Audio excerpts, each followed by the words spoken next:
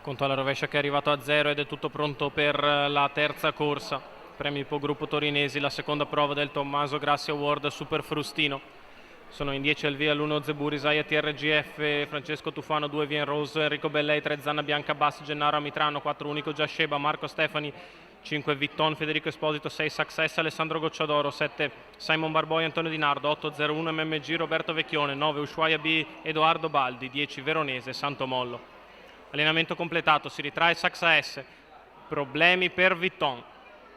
Si parte con la velocità da parte di Unico Giasceba, che è veloce all'avvio e va al comando nei confronti di Vien Rose. In terza posizione alla corda è Zebù, Risaia TRGF, mentre di fuori scoperto c'è già Veronese, partito fortissimo dal 10. Ora però è allo scoperto, vedremo cosa inventerà Santo Mollo. In pariglia c'è Sax AS a precedere Ushuaia B, quindi ancora Roberto Vecchione con 0-1 MMG, chiude in coda Antonio Di Nardo con il favorito al betting Simon Barboi.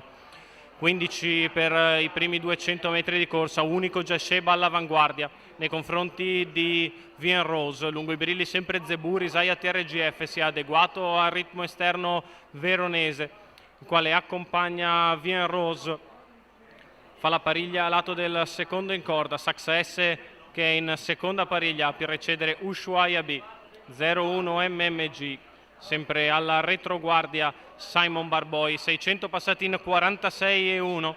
Comoda la curva di sinistra, Success che fa fatica a tenere il contatto alle spalle di Veronese, è richiesto, sposta in mezzo alla pista allora Ushuaia B, anticipando 0-1 MMG.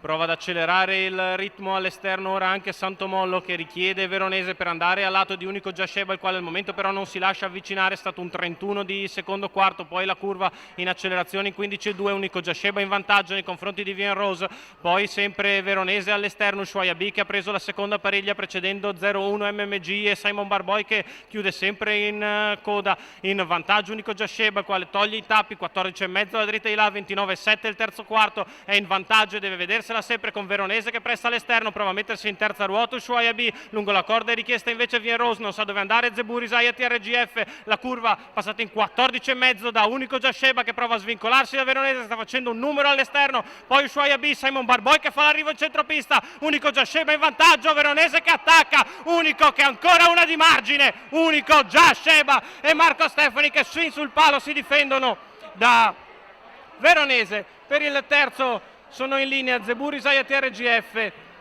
e Simon Barboi finito dalle retrovie.